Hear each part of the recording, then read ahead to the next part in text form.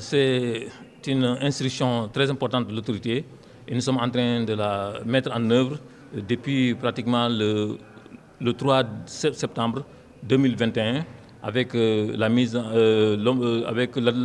l'adoption de l'arrêté portant homologation de certains produits, n'est-ce pas? Et nos services depuis une semaine sont à pied d'œuvre au niveau des quartiers, des villes du Sénégal pour quand même faire appliquer ces dispositions-là. Et je pense que vous avez eu à suivre l'information ces derniers jours que beaucoup d'actions ont été menées dans ce sens-là, que ce soit dans la région de Dakar, mais aussi dans d'autres régions qui sont en train actuellement de tenir leurs conseils régionaux de la consommation. Parce que, comme vous le savez, le prix à Dakar a un différentiel de transport par rapport aux régions. Et les gouverneurs sont chargés d'organiser ces comités régionaux de développement.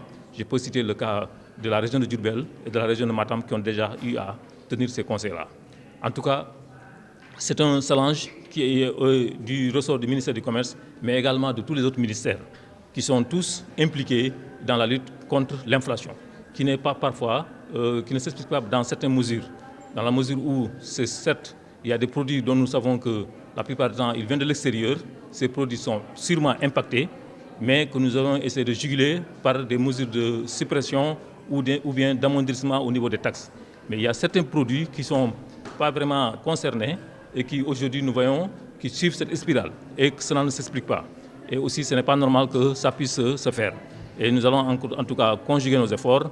Nous allons aussi avoir des actions de sensibilisation, des actions d'information et de formation même.